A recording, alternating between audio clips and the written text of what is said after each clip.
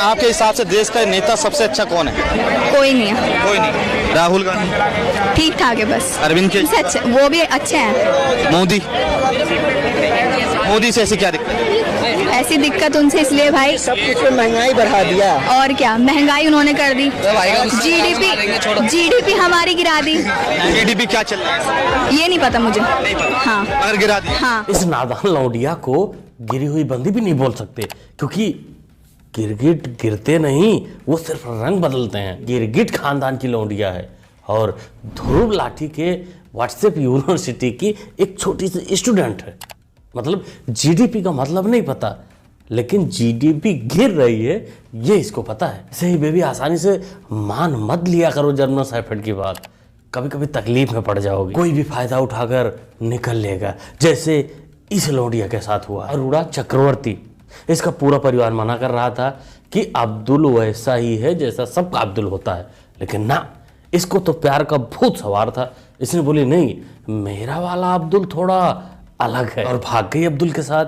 आज अपना मानसिक संतुलन खोकर कूड़ेदान के सामने सोती है। अब इसके साथ क्या क्या हुआ होगा, कितने लोग मिलकर हलाला किए होंगे, आप समझ सकते हैं, आप अंदाजा लगा सकते हैं इसके मानसिक संतुलन से। इसके लिए कोई दया भाव से कुछ नहीं है, ना ना, अच्छा हुआ है। ऐसे लौंडियों के साथ ऐसा ही होना चाहिए, इससे भी बुरा होना चाहिए। कोरोना से बचने के लिए कोविशील्ड लगवाया था लोगों ने। 80% लोगों ने कोविशील्ड लगवाया था। मैंने भी कोविशील्ड ही लगवाया था। लेकिन कोविशील्ड कंपनी ने ये कबूल कर लिया है, कोविशील्ड वैक्सीन में हार्ट अटैक पैदा करने वाले और ब्रेन स्ट्रोक पैदा करने वाले कीटाणु पाए जा रहे थे। और जिन जिन लोगों ने ये लगवाया है वो सदमे में है, वो मेंटल ट्रॉमा से गुजर रहे हैं कि उनके साथ क्या होगा। शुक्र है अल्लाह का, अंगूरी भाभी को कुछ नहीं हुआ। अगर कुछ होता तो आज चाटने वाली एक कम हो जाती बेचारी। लेकिन कीटाणु का असर अंगूरी भाभी को हुआ है, ये बात मानना पड़ेगा। जब जब कीटाणु काटता है पीछे से, तब तब ये नहीं बैठ पाती है, फुदकती रहती है, कुछ ना कुछ फरेब झूठ फैलाती ही रहती है। ये जो इलिटरेट अगर ऐसा कर भी रहे थे, जिनको कानून के बारे में नहीं पता, ट्रिपल तलाक के बारे में नहीं पता, कम से कम बीजेपी के ये कदम उठाने से आप लोगों के अधिकारों में बढ़ोतरी होगी। बढ़ोतरी नहीं हुई। मेरा जो नमाज नहीं पढ़ने दे रहे उनकी, जी बताइए, लाउड स्पीकर है। अब रमजानों में लाउड स्पीकर हटा दिए, हम लोगों को रात को आवाज नहीं आई है, हमारे रोजे बिना सहरी के रखे गए, हमें कितनी परेशानी हुई है। ये तो समझने वाली बात है ना हमारी। ये तो गलत बात है, ये तो टोटल तानाशाही है सरकार की। कानून तक आवाज ही नहीं आई, तो ये लोग का रमजान खराब हो गया है। क्या इन्हीं सब चीजों को ध्यान में रख के आप लोग वोट कर रहे हैं? हाँ, जाहिर है, जो हमारे लिए हमारा साथ देगा, हमें देगा, हम तो उसी पे रहेंगे। बिल्कुल मोहतरमा, कांग्रेस को वोट दो, पूरा ध्यान देगी आप लोगों को। आपके घर पे ही नहीं, आपके मोहल्ले में जितने घर हैं सब पे लाउड स्पीकर लगवाएगी, जिससे रमजान में उठने में आपको कोई तकलीफ ना हो। रामनवमी पर कोई शोभा यात्रा नहीं निकलेगी, जिससे तुमको आने जाने में तकलीफ ना हो। ऐसी बहुत सी चीजें होंगी तुम्हारे फायदे की, बस कांग्रेस को वोट दो। यहाँ तक कि तुम्हारे जो बिछड़े भाई हैं, रोहिंग्यास हैं, उनको भी तुम लोग प्यार दुलार से बुलाकर यहाँ रख सकते हो, 5 किलो राशन भी दिलवा सकते हो। बस कांग्रेस को वोट देना। आप ट्रिपल तलाक के बारे में कह रहे हैं, जो हमारा कुरान कहेगा हम तो उसके ही आधार पर चलेंगे। कोई उनके वो थोड़ी हमारे लिए बनाएंगे कानून, जो हमारे यहाँ शरीयत से चला रहा, हम तो उसी शरीयत पर चलेंगे। पर मैम, शरीयत से कैसे चल सकता है? यहाँ पे तो सबके बराबर अधिकार है। वो समाज में बराबर के अधिकार है, कुरान में नहीं। वो हजारों साल से वो चल रहा है, हम उसी के नियमों पे चलेंगे, ना कि आपके बनाए हुए कानून पर नहीं चलेंगे। वो तो हम अपने कुरान के देश तो बाबा साहेब अम्बेडकर के कानून से चलेगा ना? नहीं, बिल्कुल नहीं, बाबा जी का कानून चल ही नहीं सकता। बाबा जी का कानून सिर्फ तब चलेगा जब तुम्हें सजा देना होगा, तब सरिया की हिसाब से ना, बिल्कुल नहीं लेना है, फट जाएगी। वहाँ मजा लेने हो, मजा हब का इस्तेमाल करना हो तो वहाँ सरिया चलेगा, क्योंकि वो पूरा छोड़ देगा। 3 4 करके हलाला करके मजा लेने का वहाँ पूरा छोड़ देगा, वहाँ बाबा जी का कानून नहीं चलेगा। वैसे बाबा साहब के जो कुछ अनपढ़ गंवार टट्टू हैं, उनके नाम से जीते खाते हैं, वो इस पर कुछ नहीं बोलेंगे कि बाबा साहब का कानून चलेगा कि नहीं चलेगा। इस पर वो कुछ नहीं बोल सकते। भाईचारा बेचारों की खराब हो जाएगी। 21वीं सदी में महिला और पुरुष दोनों काम करते हैं, जॉब दोनों करते हैं, मजदूरी दोनों करते हैं। अब 8 घंटे दोनों काम करते हैं, दोनों को पैसा मिलता है। 10 घंटा करते हैं, 12 घंटा करते हैं, दोनों को पैसा मिलता है, मिलता नहीं मिलता है? मगर जो महिला घर में काम करती है उसके लिए उसको पैसा क्यों नहीं मिलता? Good question, you are a good question. आप 8 घंटा काम करते हो, वो जो बैठी हुई है वो 8 घंटा बाहर करती है, 8 घंटा घर में करती है, 16 घंटा वो काम करती हैं। मगर जो घर में काम करती हैं उसके लिए उनको 1 रुपया नहीं मिलता। अपने पप्पू भैया चमचों की तो लंका लगा ही चुके हैं। अब चमचों के घर में घुसकर उनकी पत्नियों को भड़काने वाले हैं। चमचे बेचारे अपनी बुद्धि का तो इस्तेमाल नहीं कर पाते, ये मानना पड़ेगा। आजकल तो हाथ भी नहीं इस्तेमाल कर पा रहे, कहीं भी डाल देते हैं। ये देखो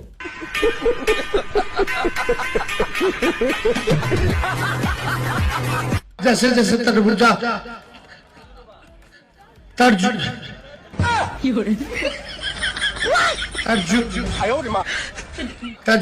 नहीं होगा रे, नहीं होगा, तुमसे नहीं हो पाएगा।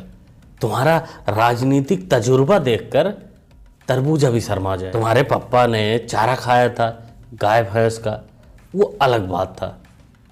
तुम समंदर की मछली खा जा रहे हो। अरे ये राजनीति उजनीति छोड़कर किसी नौटंकी में नहीं भरते हो जाते।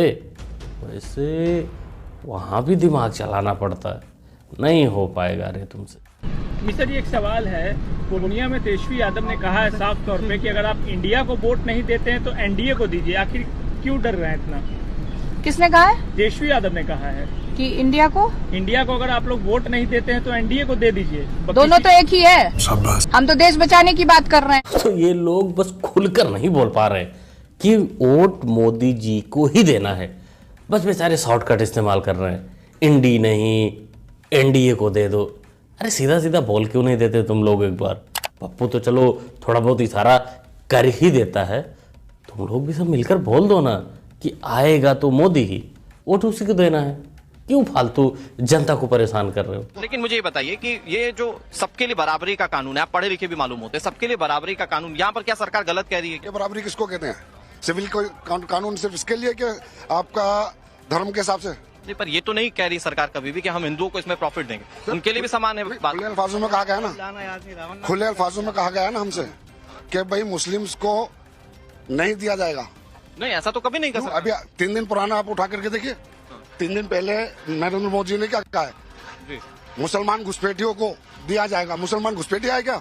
हम घुसपैठी है क्या? सरकार महोदय आपने शुरू में ही गलती कर दी इसको पढ़ा लिखा बोलकर। अरे मदरसा छाप है ये। उसे मौलाना मोदी जी ने रोहिंग्या मुसलमानों को देश से बाहर करने की बात की थी, घुसपैठियों को बाहर करने की बात की थी। और तू घुसपैठिया है कि नहीं है ये तो तेरे को ही साबित करना पड़ेगा ना, कागज दिखाकर।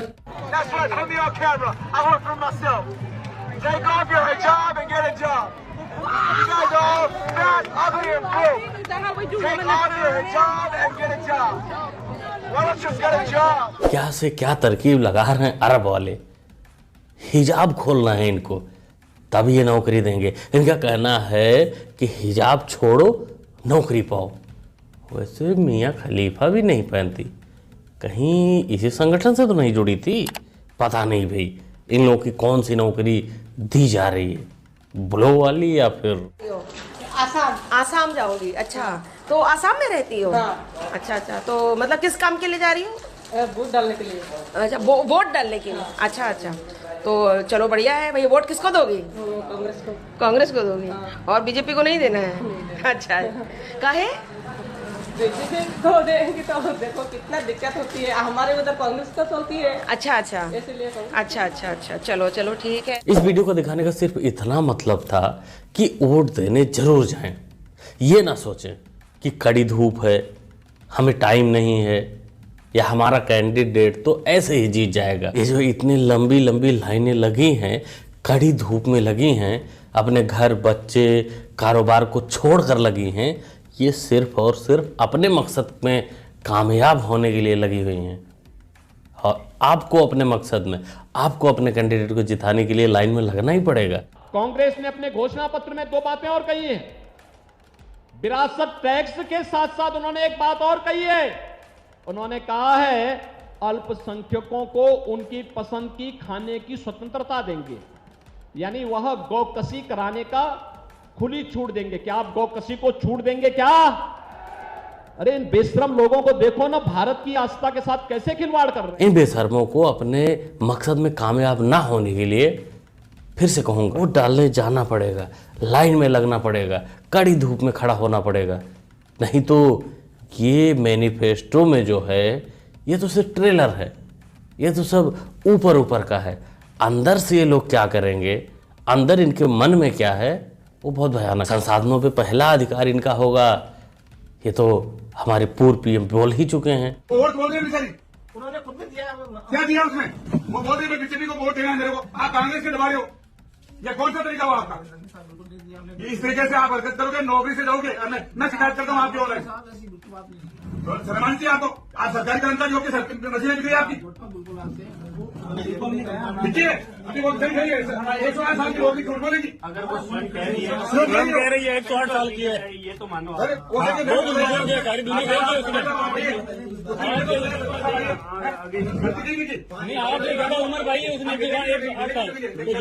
ये वही दरबारी कर्मचारी लोग हैं जो पहले भी थे, आज भी हैं।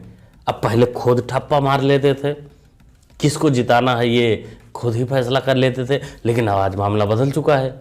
ईवीएम आ गया है, इनके बस में है नहीं। हाँ, बूढ़ी दादी थी तो उनको वोट देना था बीजेपी को, वो नहीं दबा पाई उंगली, तो इन्होंने बटन दबा दिया। और हम तो कहते हैं अगर इनको पकड़ ही लिए थे तो इनका भी अच्छे से दबा ही देना था। वहीं इन जाहिल कर्मचारियों को पता चल जाता कि वो समय नहीं है, अब समय बदल चुका है, पहले जाओगे। अभी अगर मैं आप लोगों से पूछूं तो सबसे ज्यादा नाराजगी आप लोगों को कौन सी पार्टी से है? सबसे ज्यादा हमको बीजेपी है। बीजेपी। हाँ। कारण क्या है? हाँ, तो बहुत कारण है बीजेपी में। जैसे? हाँ, बताइए ना, कारण क्या है? यार वो बहुत छोड़ दिया है, गाड़ी घोड़ा दिया है, पब्लिक को चाहता है। वो कौन चाहता है? पब्लिक बीजेपी चाहता है। ये तो अच्छी बात हो गई ना, पब्लिक को चाहता है तो। हाँ। अच्छी बात हो गई, तो नफरत कहाँ से आ गई फिर? नफरत नहीं, नफरत इसमें है। नफरत कांग्रेस में और पतंग में। कांग्रेस को जिता के भेजे हम, कुछ नहीं कर पाया, अब इसको हम निकालना चाहते हैं। अच्छा, कांग्रेस को जिता के आप भेजे तो काम नहीं किया, कुछ काम नहीं किया। यहाँ तो चमचों का पूरा प्लान ही उल्टा पड़ गया। चाचा के दिल की बात जुबां पर आ गई। कांग्रेस को वोट देते आए थे, कांग्रेस हमको लूटी, कांग्रेस बर्बाद की, कांग्रेस ने कुछ नहीं किया, दंगा फसाद करवाया। दिल की बात थी ये चाचा की जो जुबां पे आई है। वैसे अब इस बात से चाचा की दिहाड़ी तो पक्की कटेगी, लेकिन जिंदगी सुकून से निकलेगी इसकी गारंटी मैं लेता हूँ। 70 साल तो तुमको चांस दिया गया राम मंदिर बनाने के लिए, राम मंदिर आप क्यों नहीं बनाए? आप उल्टा क्या किए? राम को बोले राम डट नॉट एग्जिस्ट, सोनिया गांधी बोलती थी ना। राम मंदिर के खिलाफ आप 25 वकील का फौज खड़ा कर दिए। राम सेतु को आप काल्पनिक बताएं। आप 1975 में आप इमरजेंसी का घाव दिए, सारा विपक्षियों को पकड़ पकड़ के जेल में डाल दिए। हम दो हमारे दो का चूरन चटाएं, यहाँ का करोड़ों हिंदुओं को पकड़ पकड़ के जबरदस्ती नसबंदी कर दिए। और दूसरे धर्म में तो हराम है, आप क्यों नसबंदी कर दिए? ये सोचते हैं ना कि सनातन धर्म का मुंह पर थूको, उसको अपना पैर के नीचे दबाओ, उसको पिटाई करो। क्यों कि ये दूसरे दिन भूल जाते हैं। सरदार जी ने लाख टके की बात की है, सच में भूल जाते हैं, हिंदू सच में भूल जाते हैं। जनवरी में राम मंदिर के समय लगभग लोगों ने डीपी लगा रखी थी अपने व्हाट्सएप पर, अलग अलग जगह पर। आज वही लोग ध्रुव लाठी जैसे लौंडों की फोटो लगाकर घूम रहे हैं, उसकी एक वीडियो 2 वीडियो देखकर कि नहीं ऐसा नहीं ऐसा है। तो ये कब बदल जाए कोई पता नहीं। ये बदलाव, ये भूल जाना बर्बादी के लिए काफ़ी है। क्या सोचते हैं आप लोग, कमेंट करिएगा। एमपीएस को जैसे मंदिर में मूर्ति होती है वैसे मूर्तियां बना रखी हैं, और ओबीसी की वहां पे मूर्तियां भर रखी है, मगर पावर बिल्कुल नहीं है। देश को चलाने में कोई भागीदारी नहीं। शाबाश पप्पू भैया, मूर्तियों में शक्ति नहीं होती, मूर्तियों में पावर नहीं होती। वैसे शक्ति से तो तुम लड़ ही रहे हो, पावर होगी तो हार जाओगे और पावर नहीं होगी तो तुम जीत जाओगे। वैसे भी जनता में कोई दिक्कत नहीं, जनता में आपको कोई दिक्कत नहीं होने वाली। तुम कुछ भी बोलो, हिंदू देवी देवताओं को गरियाओ, अपमान करो, उनको काल्पनिक बोलो, कोई फर्क नहीं पड़ने वाला, क्योंकि हम भूलने वाले लोग हैं, बहुत जल्द भूल जाएंगे। क्या कहना चाहेंगे दोस्तों पप्पू की इस बात पर, कमेंट करके बताइएगा। ओवरऑल पूरी वीडियो आपने देखी, आपको कैसी लगी, किस क्लिप पे आपका क्या रिएक्शन है, पूरा कमेंट बॉक्स खाली है, आप उसमें लिख सकते हैं, भर सकते हैं। मुन्ना भाई को सपोर्ट भी कर सकते हैं चैनल को सब्सक्राइब करके, जो कि सब्सक्राइब करना होता है बिल्कुल फ्री। तो सब्सक्राइब करिए, जुड़ जाइए। मिलते हैं अगली वीडियो में। Thanks for watching.